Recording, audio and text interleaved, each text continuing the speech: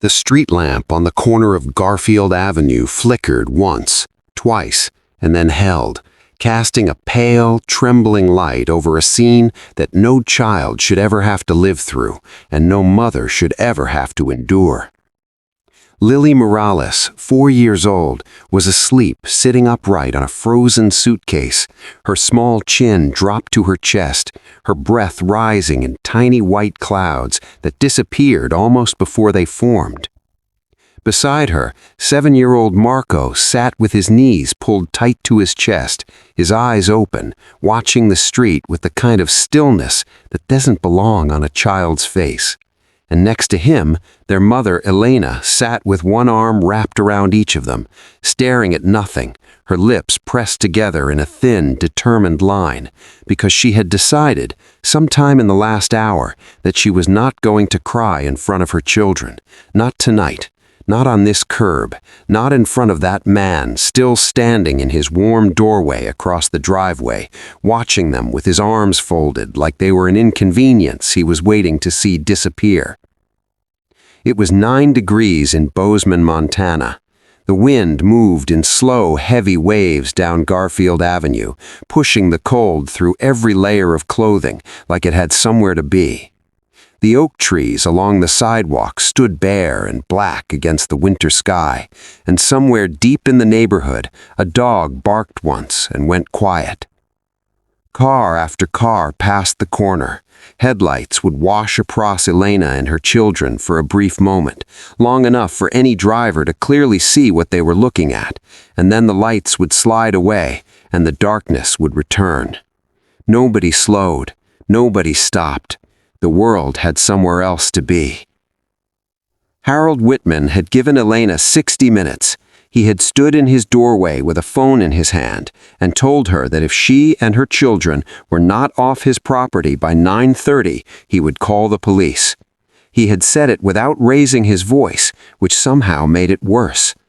Elena had not argued with him. She had taken her children by the hand, told Marco to carry the blue bag, and walked out into the cold without looking back, because looking back would have meant letting him see her face in that moment, and she refused to give him that.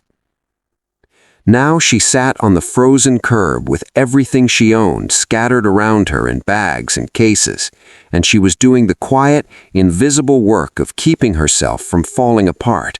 Counting her breaths, watching Lily's sleeping face, smoothing Marco's hair with her cold fingers every few minutes, just to feel something ordinary. Marco looked up at her. "Mama," he said quietly, "where are we going to sleep?" She tightened her arm around him. "Somewhere warm," she said. "I promise you." She did not know yet if that was true. And then, from the far end of Garfield Avenue, a pair of headlights appeared. They moved at a steady pace down the street, and then, just before the corner, they slowed. Not drifted past, not coasted briefly. They stopped. A navy blue pickup truck sat at the curb with its engine running, and for a long moment, nothing happened. Then the driver's door opened, and a man stepped out into the cold. Daniel Carter was 54 years old, broad-shouldered, with a weathered face that had spent more years outdoors than in. He wore a canvas jacket lined with flannel and moved with the unhurried deliberateness of someone who had learned long ago that calm was its own kind of strength. He had served 3 tours with the United States Army over 22 years, and he had come home from his last deployment with a quietness that had never fully left him. The particular alertness of a man trained to read a situation before it fully announces itself. He had been driving home from the hardware store when he turned onto Garfield Avenue. He had not been looking for anything. He had not been thinking about anything beyond the loose hinge on his back porch door. And then Ranger had pressed his nose against the passenger window and made a sound. Not a bark, not a growl, but a low, soft whine, barely audible above the heater, and Daniel's eyes had moved to the corner almost before he understood why. He saw the suitcases first, then the children, then Elena. He pulled over. He climbed out of the truck and walked toward them slowly, keeping his hands visible, his pace unhurried, because he understood instinctively that a frightened woman sitting on a dark street corner at 9 o'clock at night did not need someone approaching her with urgency. He stopped a few feet away and crouched down so that he was at eye level with her, and he said, quietly, "My name is Daniel. Are you and your children all right?" Elena looked at him. She had learned to measure people quickly. Survival had taught her that, and she looked at his face with the careful, searching attention of someone deciding in real time whether to trust. What she found there was not pity, which she could not have borne just then, and not curiosity, which would have felt like intrusion. What she found was simply steadiness, a man who was entirely, unhurriedly present. "We were asked to leave," she said carefully. "We have nowhere to go tonight." Daniel nodded slowly. He didn't rush to fill the silence.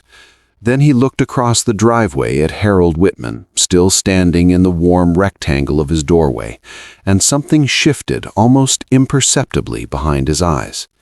He stood up and walked across the driveway. Harold had watched the whole thing with the mild disdain of a man who assumed he knew exactly how this would go. A stranger would ask a few polite questions, maybe offer to call someone, and eventually drive away, as everyone else had.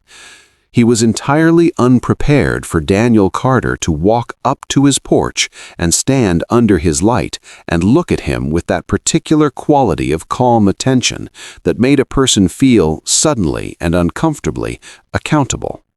Daniel said nothing for a moment. He simply looked at the man. Then he said, evenly and without heat, "That family is not spending the night on that curb." Harold shifted his weight. "That's not your concern. She was given proper notice and she—" "I'm not asking about notice," Daniel said. "I'm telling you what's going to happen next." There was a silence that seemed to last longer than it was. The wind moved through the oak trees. Harold Whitman looked at the man standing on his porch and found that he had nothing to say that felt equal to the moment.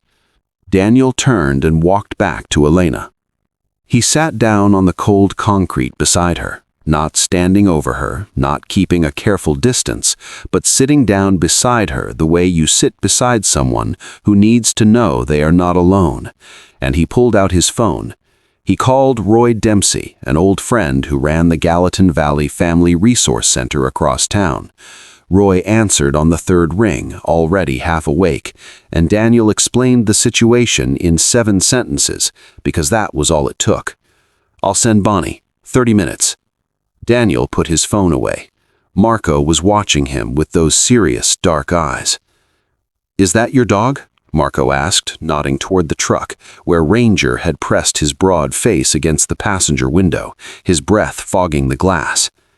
"That's Ranger. He's the one who noticed you first, actually. I just listened to him."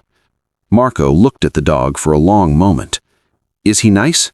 "He's the best thing I know," Daniel said simply.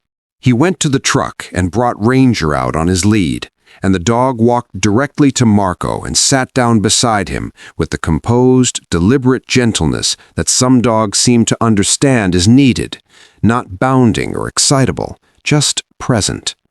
Marco put his hand on Ranger's back, and Ranger sat perfectly still and let the warmth of that small hand rest there. Elena watched her son and the dog, and something in her chest that had been locked very tightly all evening loosened by one quiet degree. 28 minutes later, a white van with the resource center's name on the side pulled up to the curb. The driver was Bonnie Hargrove, a retired school teacher with silver hair and a manner so practically warm that it left no room for self-consciousness or embarrassment. She got out of the van, picked up 2 of the bags herself without being asked, and said to Elena, "Let's get these babies somewhere warm," as though it were the most natural thing in the world. Lily was still asleep. Daniel lifted her carefully from the suitcase she had been dozing on and carried her to the van, and the child barely stirred, just turned her face slightly toward the warmth of his jacket. Elena watched that moment with an expression she couldn't quite control, and she turned away briefly and pressed her fingers to her mouth. When they were all loaded, she turned to Daniel. She started to speak and then stopped because there wasn't a sentence in her that felt adequate. Daniel shook his head gently. "Get your kids warm," he said. "That's all that matters tonight." But he did not consider his part finished, and he never had. In the days that followed, Daniel moved through the practical wreckage of Elena's situation with the same unhurried thoroughness he had brought to every hard task his life had given him. He connected her with Patricia Chen, a tenant rights advocate who reviewed the circumstances of the eviction and identified 3 violations of Bozeman's local tenant protection ordinances. He reached out to a workforce coordinator at the county employment office. He helped Elena sit through the bureaucratic paperwork for transitional housing assistance, not rushing her, not doing it for her, but sitting across the table and going through it page by page until it made sense. Ranger lay on the floor beside them through most of those sessions, his head on his paws, his eyes moving occasionally between the 2 people at the table with a watchful, settled calm. Harold Whitman received a formal notice from the city's housing authority 6 weeks later. There were no cameras, no public spectacle, but the outcome was real, and the understanding that moved through the neighborhood afterward was equally real. Cruelty relies on the assumption that no one is watching. That assumption, it turns out, is not always correct.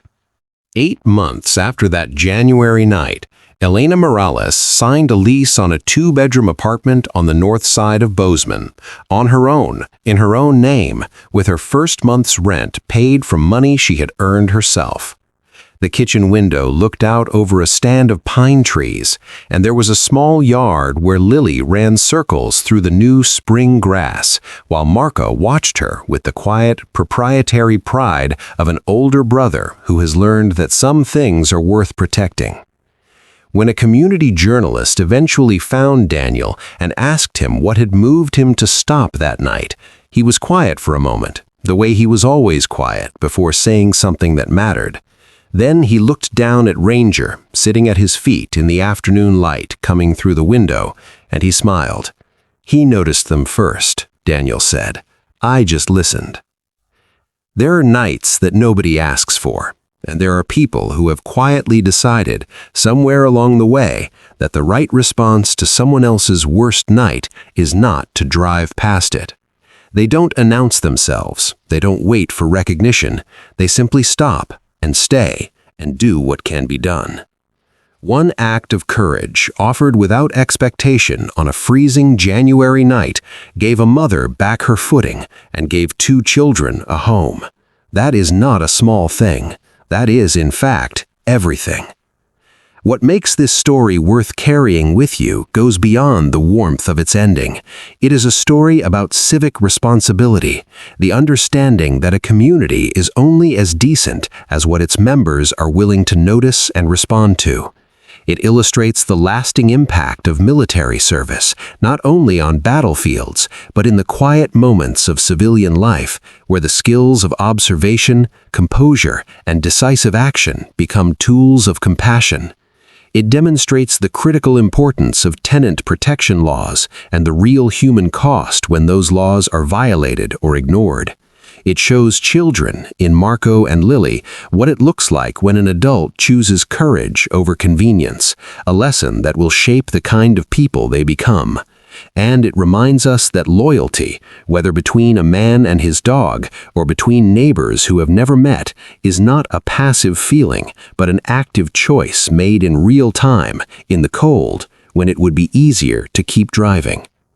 If this story reached something in you, please subscribe to Silent Paws and Brave Hearts. Share it with someone who still believes one person can make a difference, because this story is proof that they can. Leave a comment and tell us about a moment when someone stopped for you or when you stopped for someone else. Those stories matter, every single one of them.